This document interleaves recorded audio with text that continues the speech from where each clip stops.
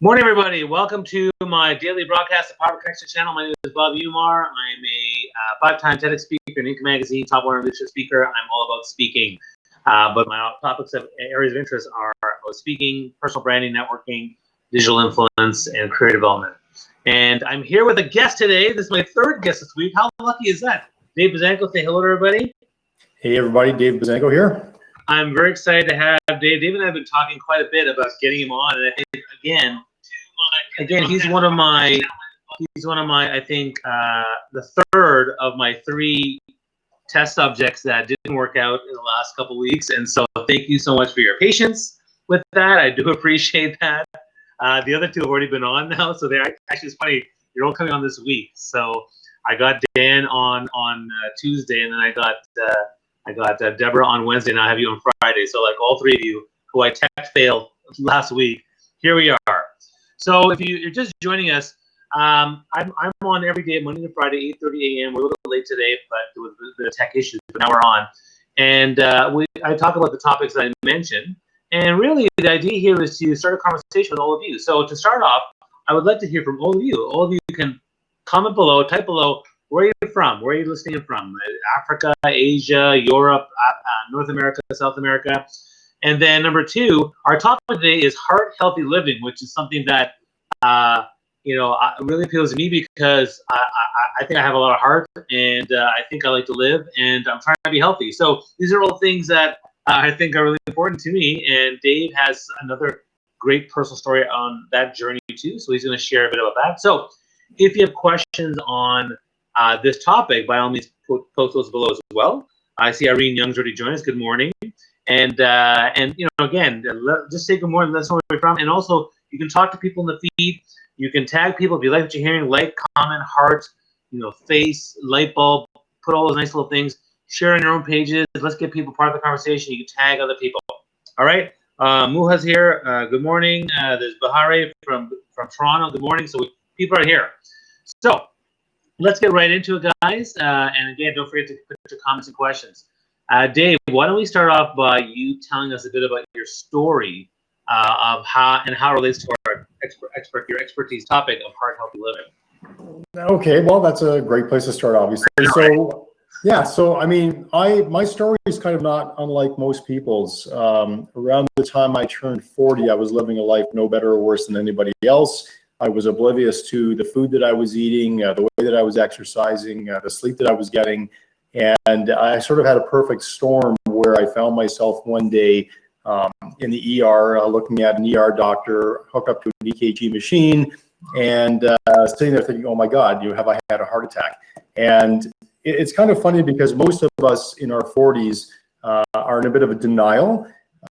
We don't think this happens to people in our 40s. We think it happens to like old people. Right. And I remember being in the cardiac ward. It was a ward with 4 beds, and there were 4 gentlemen, all sort of the same age as me. And we all had this look of absolute disbelief on our faces, like, what the hell are we doing here? And it was that moment when the doctor came in and he said, Dave, I've got good news and bad news. The good news is you didn't have a heart attack today. We can tell by the troponins that are in your blood, but he said the bad news is you're very close. And he said you had a major stress attack, and if you keep this lifestyle up, it's not a matter of if, but when you're going to be back here. So you got 2 choices. You can either go on heart and cholesterol medication for the rest of your life, or you can choose to lose some weight and get in shape. Now, obviously what made sense to me was to get in shape and lose some weight deal, but that's what normal people, I think, would opt for. But where do you even begin with that conversation? I mean, I had tried losing weight in my 30s. I was probably at this point maybe 220 pounds, 6 foot tall. So I was hiding the weight well. But where do you even begin? I mean, I didn't realize that the fitness industry is really based on selling goods and services profitably, which isn't always in my best interest. And I had to really do a lot of digging, a lot of soul searching. And I did what most people would normally do. I didn't hear that I had a heart attack. So I actually stopped, didn't take any of the doctor's advice for about 3 months until the symptoms came back again. At which point I said, okay, I've got to do something. I've got to get serious. And that's actually what most people will do. They'll either go on the medication or they'll just ignore the advice. So why did you ignore the advice? Why did you just not do anything? Because I heard I didn't have a heart attack. And when I heard that, I thought, well, okay, this doesn't, I came close, dodged a bullet, but this doesn't really apply to me. And you know, we go into denial. It's not an uncommon thing. We go into denial because we look at ourselves and go, really? I mean, seriously, I'm 40 years old. How bad can this be? But when the symptoms started coming back, I had this realization that I needed to sweat in a good way. And I remember coming home from the grocery store with my wife, and I said, I'm going for a walk or a run or something because I'm sweating for all the wrong reasons here. And that started my journey about 13 years ago.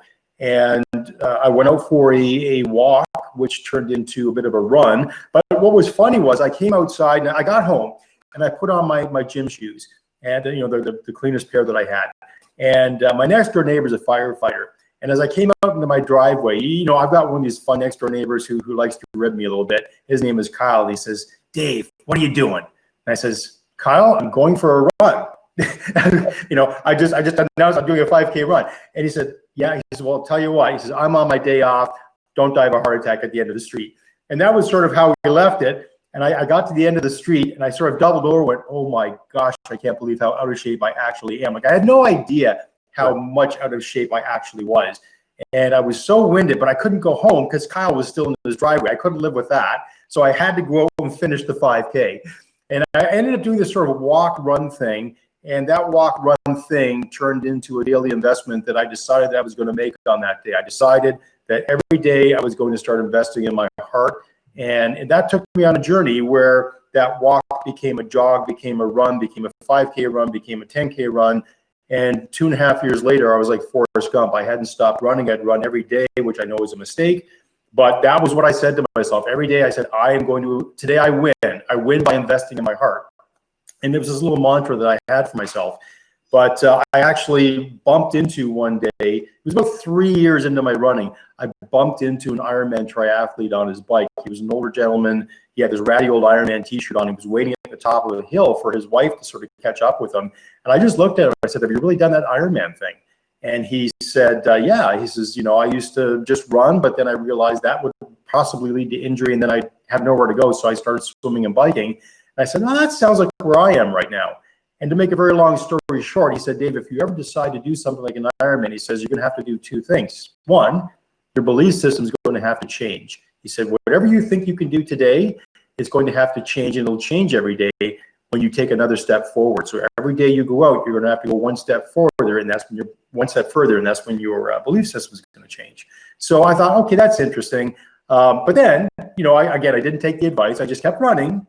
And about that fall, let's say that was the summertime, that fall, I remember being indoors in November, and I now know that the Ironman is on TV in November. It gets broadcast then. And it was a crappy day outside. I had my treadmill inside, and I started running. And sure enough, I flip on the Ironman on TV. I see this guy running on TV, and I'm like, well, he is running, I'm running. How hard can that be? I've ridden a bike before. How hard can that be? I've not drowned before. How hard can that be? So I literally got off my treadmill, went to my computer, and signed up for the closest Ironman I could find. It was Ironman Muskoka. It was a 70.3. Had no idea what that was. Didn't even own a bike. I didn't know how to swim, but I had to figure it out because I had just invested almost. You know, I spent $1,000 on the race entry. I spent $1,000 up at Deerhurst where they were hosting the event just to stay there for the weekend. And then I called my wife downstairs. I said, hey, Robin, come and see what I just did. And she says, what did you do now? And I says, I just signed up for an Ironman. And at this point, I wasn't more sure if I was scared of the Ironman or the fact that I just spent $2,000 out talking to my wife first. And how long before the Ironman did you sign up? Like, how much time do you have? So when I signed up for that first race, I literally had about 8 months to figure out what I was going to do for the race. Wow. And I learned that a 70.3 is only half of an Ironman, which is a great starting point. But it was a journey. So I ended up from that point on, I was about 44 years old when I did my first half Ironman.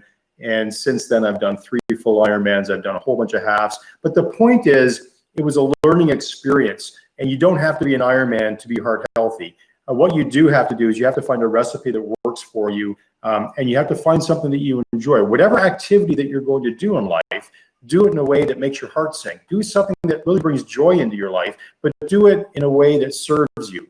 So when I say that, a lot of people will go and exercise, but they'll do it in a way that's either trying to build muscle or They think because they've gone to the gym that this has been a good thing for them. You really have to understand how your body benefits from the different types of exercise and why and how the outcome is going to be 5 or 10 years down the road.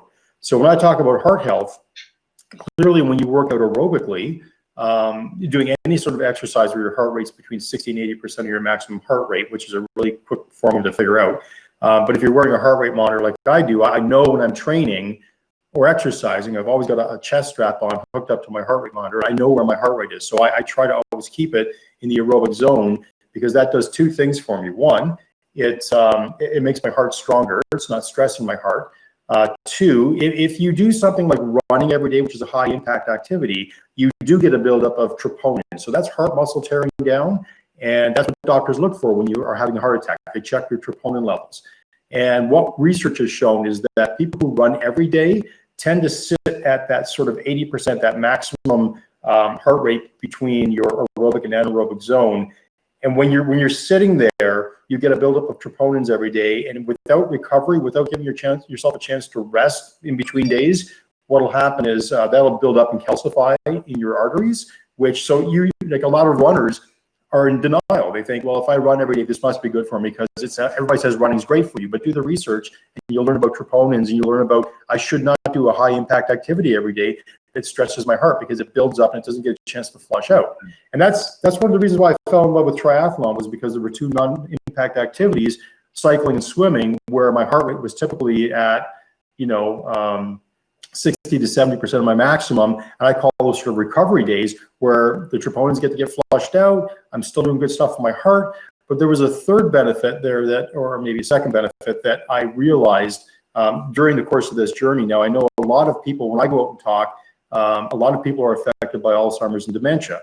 They've got somebody in their family who's experienced this. My father and my grandmother have both passed away from Lewy body dementia. And unfortunately, I'm the next person to sit on the throne. So when my father was going through his challenges before he passed away a couple of years ago, the neurologist said to me, do you have any questions? And I said, yeah, how do I not end up like that? And she said to me something I'll never forget. She said, crosswords are for entertainment, exercise is brain food.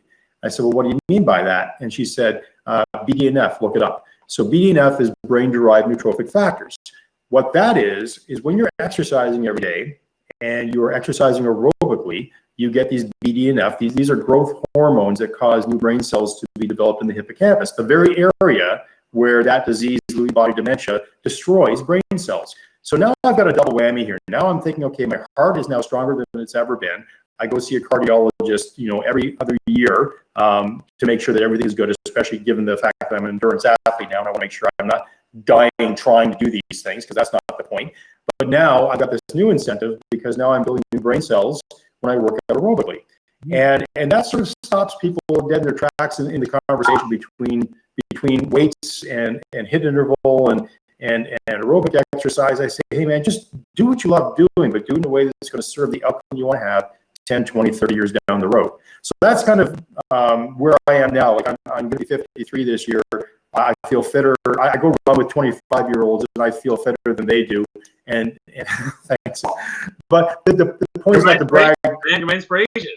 Well, the point's not to brag, Bobby. The point is to say I started doing something like 13 years ago. I started investing in myself every day. So, people say, well, is exercise the key? The exercise is one part of it. Nutrition is the other side. I've never been on a diet, but I do know how many calories I burn. I wrote an article and posted it. If anybody goes to my LinkedIn page, the last article that I posted was actually on this topic. And it was about diet, nutrition, and exercise. And one of my friends, I was up north a couple of weeks ago, and one of my friends is a rowing coach, and I was a rowing coach as well for a number of years. And he was talking about one of his athletes. He said, one of his athletes isn't doing very well. Probably not going to make the team next year. And I said, why? And he said, well, they work out for, 8 months as we do as rowers in high school rowing. And he said, well, for all that time, she didn't lose any weight. And I said, well, Eric, it's more about nutrition than it is about exercise. Like, how many calories you burn in an hour. And he looked at me and goes, Dave, these kids work out an awful lot. You better get your facts straight before you start talking about nutrition. So I immediately went to the Harvard Medical School, and I pulled up all their facts on how many calories people burn in an hour, which I think is really enlightening. And it helps because, Bobby, if you think about it, if you know what your recipe is for health and wellness, you've got a template to follow. If you know how many calories you're burning a day, that helps you make a better decision and choice when you sit down to have your breakfast, lunch, and dinner.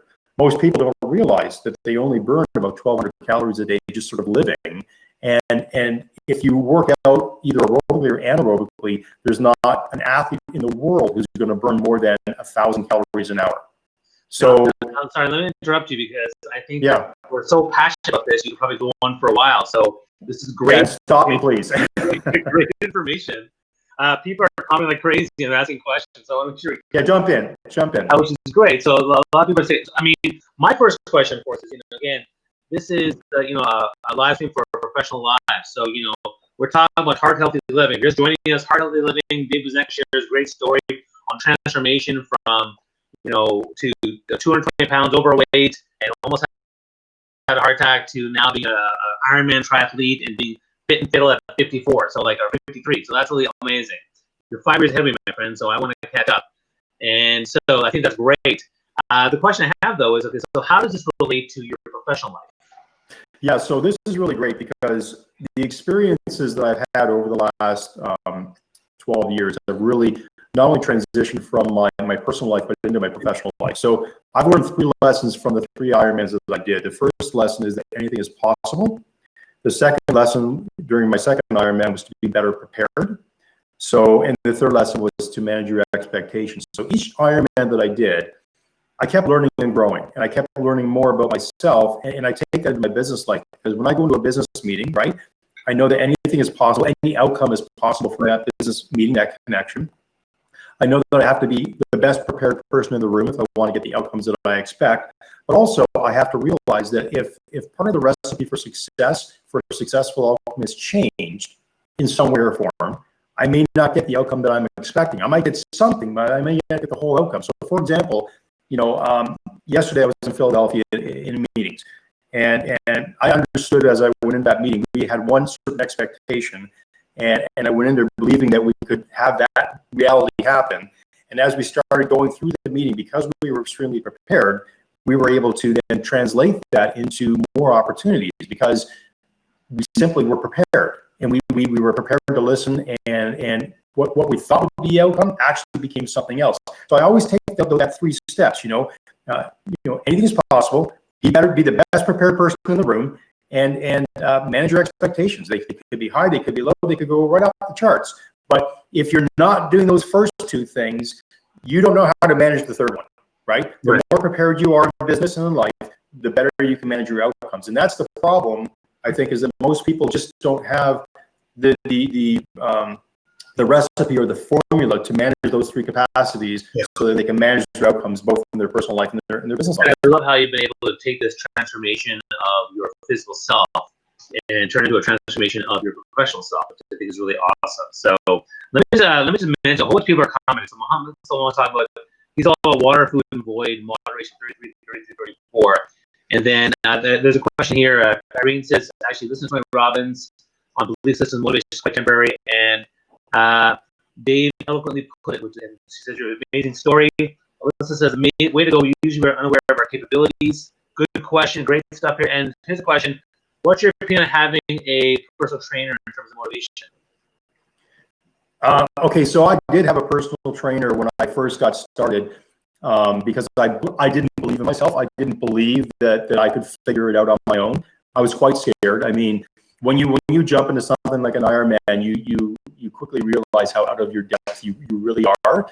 But I had already built up a body of proof. I often say to people, like in a business setting, for example, if let's say you're and remind me to answer I'll answer the additional question. So yes, I did a personal trainer, and after I realized that they knew probably less than I did about doing an Ironman, even though they had done an Ironman, because they really hadn't figured it out. They had just done it to check that bucket list. And I was much more inquisitive than that. I had to let him go because he just wasn't serving me the way that I was hoping that he could serve me. And I actually surrounded myself with a group of fellow triathletes who were questioning my coach, going, what is this guy talking about? Why are you doing your workouts that way? And that was very important. I surrounded myself with that, and we do this in business. If you want to be more successful in business, surround yourself with people who are better than you. Yeah. You bring something to the table, but surround yourself with that mentorship group. And those people will take you forward because you know what? They believe in you before you believe in yourself because they've been there before. Right. And they know what you don't know. So that was the first part. And I got lost off track, so I can't remember where I was going to go with the other one. But that's with the personal trainer. Yeah, I did have one, and then I let them go because there just was no need. There was no need. Self-motivation comes from answering yes to 3 questions. Can I do it? Will it work? And is it worth it to me? Right. You know, if you can answer yes to those 3 questions, you can become self-motivated. Write that down, folks. There you go. Can I do it? Great. Will it work? Is it worth it? And I got that from the TED Talk, Self-Motivation from Scott Keller. And that's something else. So, Bob, that's actually something that really is interesting. So I've gone through this journey. I was probably 6 years into the journey before I started speaking to people because people really like they like the story that I was telling. Sure. And but I really didn't realize what had happened to me. I didn't realize that I had unknowingly developed these positive self-motivation habits. Yeah. I didn't realize what I had done, and I had to go start reading books and watching TED Talks on the subject to actually understand what was common sense to me, but was actually proven by science. So, you know, when I talk about having a vision, I often tell people, this is where I was going with the other story. I often say when I'm talking to a corporate setting, often I get asked to come in and speak about health and wellness in a corporate environment. And when I go in there, I say, I want you to think about something.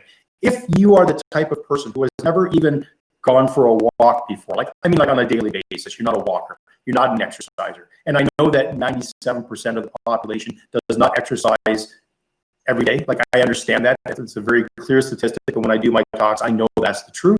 So when I talk to people, I say, well, if you want to start, let's say you've got a vision, I want to run a marathon, but you've never run before. I said, what you want to do is you want to build a body of proof and start getting support from the people around you. So rather than announce to everybody at work, I'm going to run a marathon, say, I'm going to go for a walk at lunch today. Who wants to join me? And all of a sudden, everybody starts going for a walk.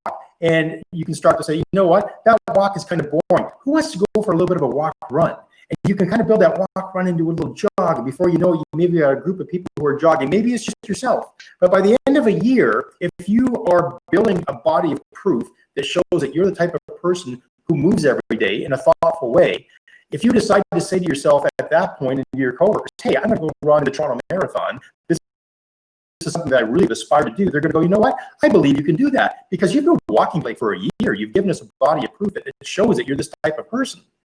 But if you come out and say, you know what? I've never done this before, but by gosh, I'm going to run a marathon. People will go, yeah, good for you. I wish you all the best. And when you decide to quit, we've got donuts in the staff room and lunchroom. Come back and join us. So you really got to be careful. I have always said you've got to be careful with your vision, especially if it's out of character. And if you're really trying to change your behavior, the worst thing that you can do, I think personally, is share it with the world because the whole world, misery loves company, and nobody wants to see anybody get ahead of themselves. So if you've got a circle of influence who are your friends, you might find that even though to your face they might sound supportive, there'll be a bit of a tongue-in-cheek response because they'll say, and when you fail that, come on back, the rest of us are having pizza and wings and whatever, you know. And what you want to do is you want to keep it sort of close to your chest. You know, you want to keep your big dream close to your chest and start building a body of proof every day that serves as proof not only to yourself but the people around you that you're changing your behaviors 1% at a time, one small step at a time, and over time you will get to where you want to go. Like, I didn't become an Ironman overnight. It took me 6 years to get to my first finish line, you know, and now it's taken me almost 13 years to get to where I am, where I finally understand what happened. Well, let me challenge you on that because I think everyone's different, right? So some people are more motivated by a public accountability piece or putting it out there and saying, I'm going to do this because, so for example, for me, it's worked in the sense that I told people exactly what I'm doing, what I was going through. So, you know, my quick story was that I was struggling with my weight, my health, and things like that. And then all of a sudden, my doctor told me I had diabetes. And just like you, I was in denial. And he told me I needed to cut back. My blood sugar was out of control. I needed to cut back. And what did I do? I spent a week binging on food, which was stupid, right? Because I was in denial. And when I finally got my head around it and started doing things, I started working on stuff. And then about 4 years later, you know, the drugs were getting out of control in terms of that. Now I had 1, now 2, now 3, now 4 drugs. I didn't get it under control, and then my doctor doctor told me that I need to go on another drug, and I was like, I freaked out. I got really angry. I said, you know what? And I admitted to him that, you know, just before just after I did the blood work, I binged at McDonald's and I ate all this food. And I told him, and he's like, okay, well, thanks for telling me, but you need to let go. And I said, you know what? I will show you. And then 3 months later, I worked my butt off, and I lost 32 pounds, and my triglycerides went down 75%, my cholesterol went down 50%. And he's like, what the hell did you do? And I'm like, I just wanted to show you I could do it. And that was amazing because it told me I could do it. Yep. I didn't do it well that time. Like I made a lot of mistakes, but I knew I could do it well. And so now, like in my journey, which I now call #fit my life, I talk about binging, I talk about food addiction, I'm trying different things in terms of, you know, because I'm not a runner, I don't like to bike. So what can I do? I started playing with frisbee, I started doing hot yoga, I started doing all these other things to try and make it work. And I tried different things over the years. And, you know, some work, some do not work, but it's been more of a yo-yo. But recently, actually, I just did a 30-day keto challenge. Now, I've been avoiding keto for 2 years because people would tell me about it, but I wasn't completely convinced of the science and all that kind of stuff. But I said, you know what, 30 days, it's just 30 days, what's a big deal? So I just did it, actually, in June, July. And I wouldn't say I was hardcore, but I was probably 98% there. You know, I might have had some popcorn, I might have had the odd piece of fruit, but otherwise I was mostly pretty on board. Anyway, proof of concept, 30 days, I lost 23 pounds. Nice. And, which is far too much weight to lose in a month, but the best part was that I'm a big guy, so, you know, I'm starting at 265, but the best part was my hunger went down, which to me was an awesome revelation. So I went away, came back, and I gained about 5-6 pounds, but now I'm starting again. This is actually day 4. I just started on Tuesday and already lost 4 pounds, so I'm kind of back in the groove. So I'm doing that combined with intermittent fasting, and so, you know, proof of concept. But for me, going publicly and announcing what I'm doing, I'm very accountable to my social media stuff. As a social media influencer, I'm usually very accountable to it, so it's helped me. But segueing into intermittent fasting is another question right below, where first off, Dan said, makes absolute sense what you're saying. Whenever I'm feeling in a drudge, I hit the gym and boom, the funk is gone. But he also asked, do you use intermittent fasting given its benefits to metabolism and brain function? That's the question. Okay. And so, questions, ask questions below, comment, let us know your questions. Yeah. We want to make sure Dave can answer for you. Yeah, so intermittent fasting is kind of a fun one, depending on how, for myself, the way I intermittently fast, but I do it in a different way than most people would consider fasting, because, you know, if you stop eating, say your last meal at 7 p.m. and you go for, you know, you get up at 7 a.m. in the morning, and then you go for a 3-hour bike ride, like what I would do, that takes me to like 12 hours, 13 hours, 14 hours before I'm going to have my first meal. So when I think of intermittent fasting, I do think of that point between my last meal in the evening and my first meal in the morning.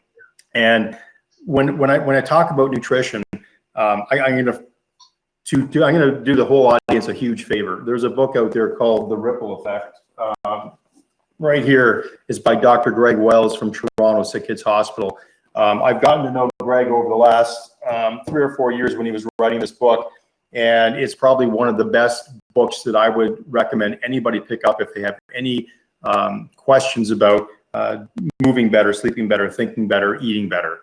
And Greg lays out the science behind fasting, behind sleeping, behind all of those 4 topics, the true science behind it, and then very actionable steps to move forward. One of the things that I would question with any diet, because he covers a lot of diets in that book, I'm not a fan of the word diet. I'm a fan of eating nutritionally dense foods, okay? Because what I want to be is sustainable. I want to be sustainable. Building a sustainable lifestyle, absolutely. Yeah. So that's when people ask me, what diets have you tried? What diets have you used? I don't diet. I eat sustainably, nutritionally dense foods. So, I mean, I've been holding my green smoothie here all morning. This is a green smoothie. I never would eat something like this until about 3 or 4 years ago, and all of a sudden I realized this is nutritionally dense. This is what I have as a post-workout breakfast every morning, and that gets me through till lunch. I eat nutritionally dense, vegetables, salads for lunch with lean proteins, and then lean protein for dinner with a lot of vegetables. Try to cut the carbs out more than I used to. I still need carbs. Like, I mean, you've got your carbs and your vegetables, but you still need some complex carbohydrates to support any effort that you're doing if you're an endurance athlete. But I think it comes down to just looking at the calorie intake. I mean, when I hear people are losing vast amounts of weight, typically the red lights that go off in my head is that it's water loss.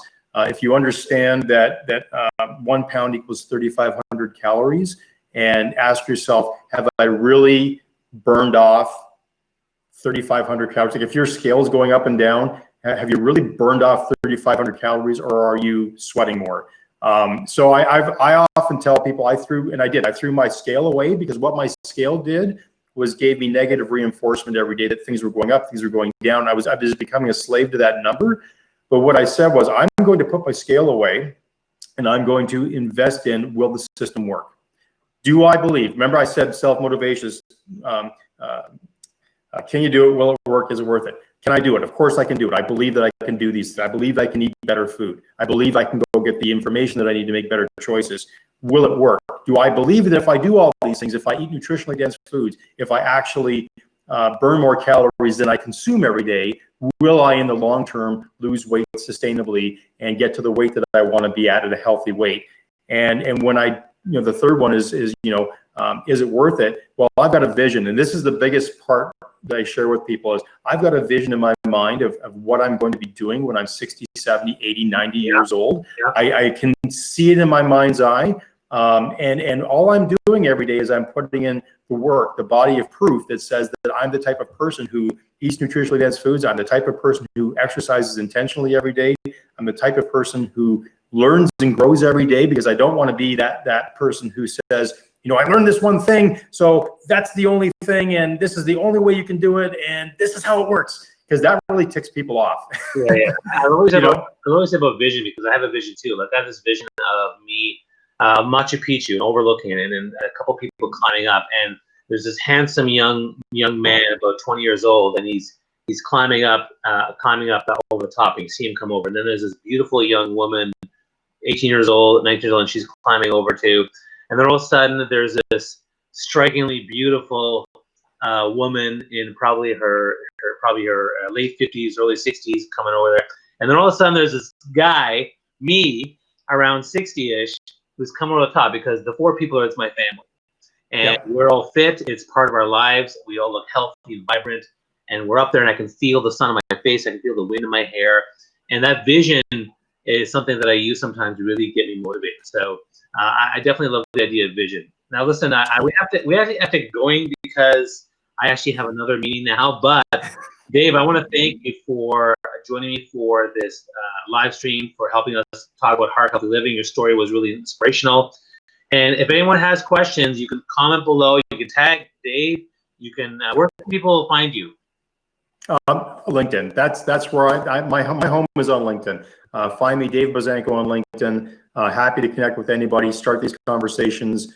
This is my passion, helping and serving people to learn what I've learned and just steer them in the right direction, and share resources that work for me and really helped make my journey more clear. That's awesome. Okay, so guys, if you're still watching the replay, comment below, ask questions, tag people, share this on your pages. Let's get to a private conversation. I'm here every Monday to Friday, 8:30 a.m. Eastern Time. I will see you guys next week on Monday morning. Have a wonderful weekend. Thank you, Dave, again. All the best. Yep. Thank you, Bobby. And we'll just keep it on for about 5-10 seconds, because it gets cut off, and then I'll end the broadcast. But that was great. Really great information, great insights, and you clearly are passionate about this, so which is awesome. That's code for saying you talk too much, Dave. Listen, you talk. We both talk about what we love to talk about, and that's fine. I think the thing is, to me, is like, if we're going to talk too much, keep adding tremendous value, which you did. So that was good. All right. Thank you, Bobby.